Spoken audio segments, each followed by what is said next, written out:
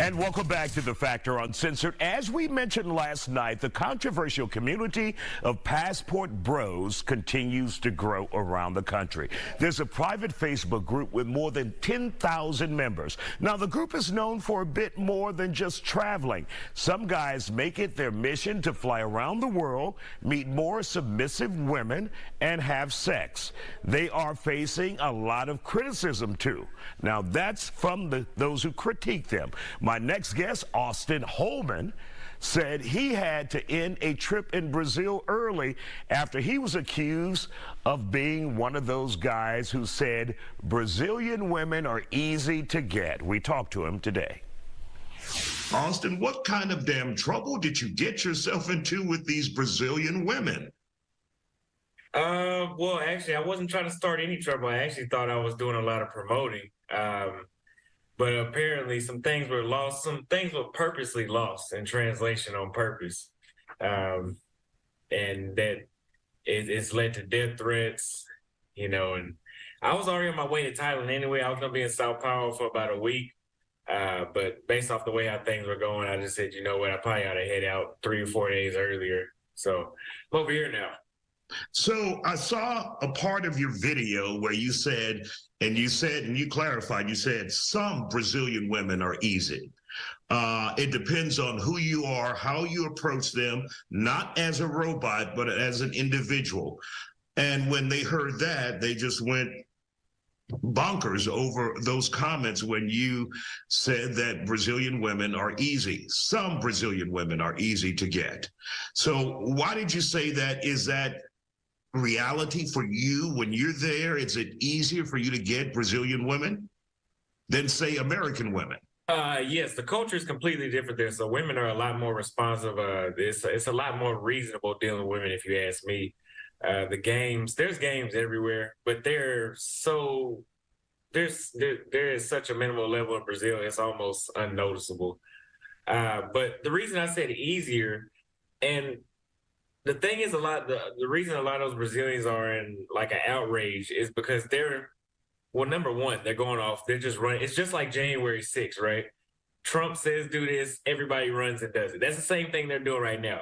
Without watching the video, without understanding what the title actually is, because the title is a question. The title says, are Brazilian women easy? That's the topic. This is what we're going to talk about. The first statement I made is, in general, they're easy to deal with. I didn't say anything about sex. I did eventually later on in the video, but I didn't lead with that because that's not all that was about. I would not move to another country and get online and call the women easy. Did you move to Brazil? Were you living there at that point? Yeah, I was living there. Now you're in Thailand. Yeah, well, I'm not living in Thailand, though. I was already going to come here anyway. I had already put up I think it was 10 or 11 countries I was going to do this year. But I just came here 4 or 5 days earlier because of everything that was going on. But yeah, I did want to live in Brazil permanently, but I'm going to have to let this die down first. So there's this whole movement that we've heard about called passport bros, individuals, usually upwardly mobile African-American men who leave the country, and they say they're looking for wives, different women than what they have or the choices that they have in the United States. And many people have taken offense to it, saying it's just a form of sex tourism. It's a form of human trafficking or sex trafficking. When you hear the term, do you consider yourself a passport brother? And what do you think about that so-called movement that we've been seeing as of late here in the United States? I would consider myself, yes. Now, I do want to state this too. People have called me the leader. I've never claimed that. That's something that they said. There's no official leader of that. I think it's just an identity of somebody that has they're traveling for that purpose, traveling to, meet new women and enjoy a different culture and a better lifestyle. But really quick, for those who may say this is just a form of prostitution, you're going to different countries to pay and to have sex with women. You're not truly having a relationship with them. That's not my reality because I moved there. So, if I'm not going back and forth. So if anybody's going to have a relationship, it would have been me. Now, there are some dudes that do travel back and forth. There are some people do fit into those categories that they claim, but I'm not here to say that's the majority. There are men that go down there just to sleep with women. Women do the same thing too. Women do sex tourism too. But there are men that are enjoying the difference of the culture and programming of women in a different country. Do you think it gives the movement a bad name, the passport bros a bad name, if your sole purpose is for sex tourism and prostitution? Yes, and on my YouTube channel, I actually tell dudes not to go down there to deal with prostitutes, because you cannot complain about American women and then just go pay for some experience that she's getting paid. She's not, I'm not going to say it's not genuine, but I'm going to assume it's not genuine, because if you didn't have the money, I don't think she'd treat you like that. You're absolutely right. Now, one of the comments you made in your video, you said it's extremely hard to find. It's like looking for a needle in a haystack when it comes to a good American woman. So are you doing harm yourself when you make comments like that? I say that based off of the qualities that I want. And my mother used to cook for me at least twice a day when I was growing up. And I know American women say, oh, you want a mother. Well, if that's how you look at it, so be it. You should have Uber Eats all your food then. But I want a woman that cooks. And the thing is, this is what a lot of people don't understand down here. As an American, 50 grand a year puts you in the top 1% of the world. So as an American, you go somewhere to another country, you have enough excess income to eat out 3 times a day in Brazil or Thailand or Colombia. You can eat out 3 times a day. So whoever my wife is, she's not even going to be cooking anyway, because when I was in the States, I cooked for myself, but I have my money multiplied 5 times when I got to Brazil. So why would I stand in the kitchen and cook when I can just go downstairs and eat and somebody make it for me? So you do know, though, Auston, there are American women who will cook for you if you're deserving of that meal. Well, okay, so that's the problem, though. What is deserving? Meaning you're a good husband. You bring home the bacon, and they're bringing home the bacon together. It sounds good. It sounds good. I think at a young age I realized it wasn't like that anymore. Did you give it a chance? And how old are you now? 23. How old? 23. 23? Yeah. Man, you ain't giving no damn time. I didn't need to. I gave it 2 or 3 years, and yeah, I went to Brazil one time and I didn't talk to anybody since I got back. That's when he lost my ass. 23.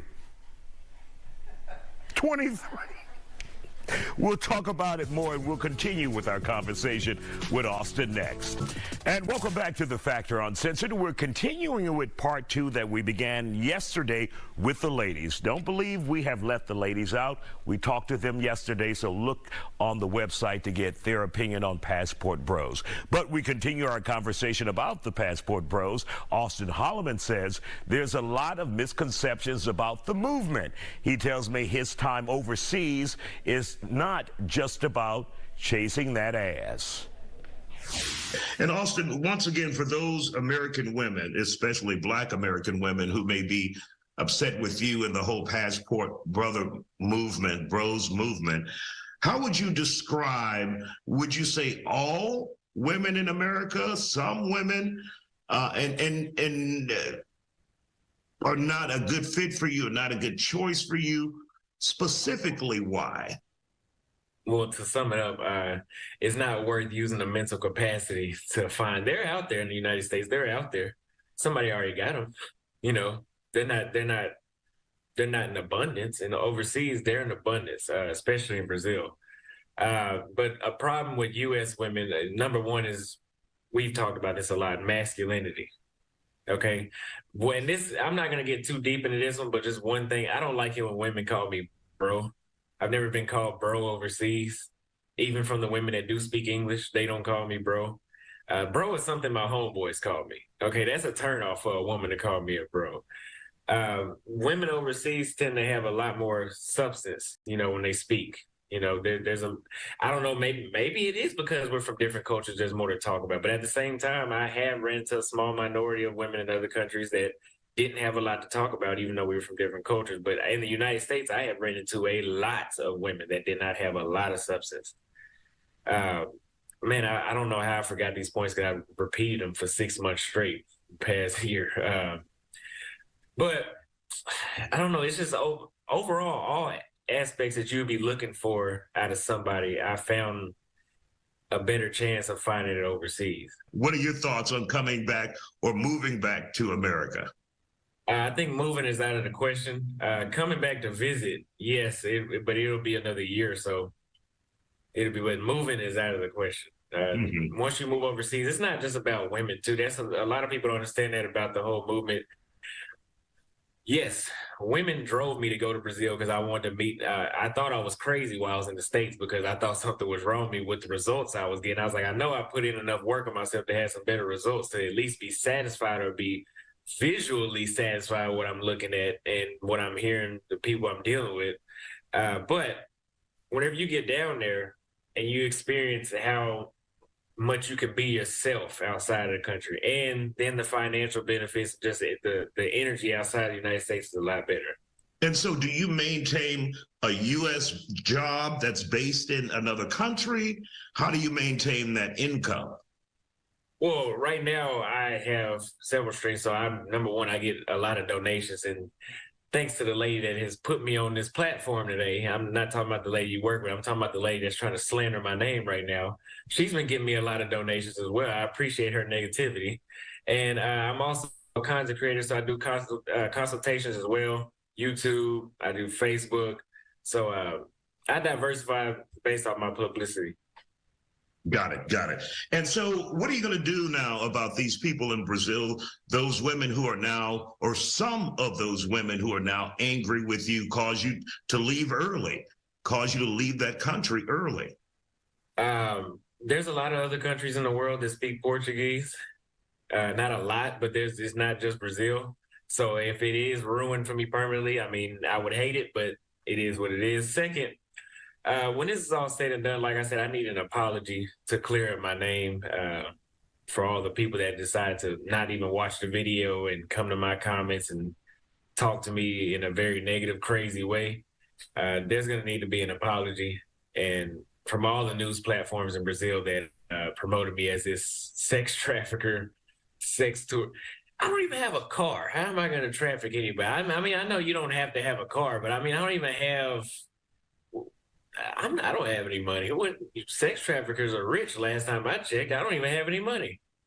Have you ever, at any point in dating some of the women outside of the United States, given them money? For food. But it wouldn't be, in your opinion, exchange for the actual act of sex. No.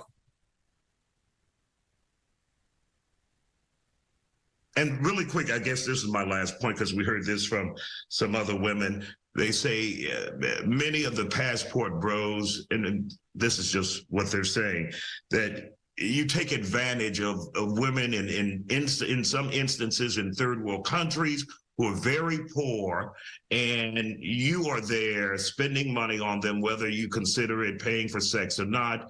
You are taking advantage of these very poor individuals, these women, for the sole purpose of sex. So your thoughts on that?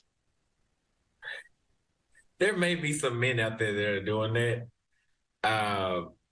That doesn't apply to me and the men I know, because first of all, these women don't ask for much. A lot of people got to remember, this is not the United States. In the United States, women ask for a lot. A lot of U.S. women will put down foreign women and say that they're so broke and poor. But the country I was born in is the same country that a woman will call you just to take you on a date, just to eat a free meal. That hasn't happened to me overseas. There always is a minority, or there always is the exception of dudes that may be doing that. But nobody's forcing the women to do anything. Whether if a man is looking for a wife, a girlfriend, a good time when he goes down there, I'm not talking about paying for a good time either. Those women are on the same page usually. You can get a variety of everything. If you're looking for somebody serious, they're down there too in other countries. If you're looking for somebody that just want to hook up with you, there's plenty of that too. Got it. Well, Auston, you be safe. let Brazil cool off a bit before you head back. And we wish you the best. And we thank you for dropping by here on The Factor Uncensored to talk to us.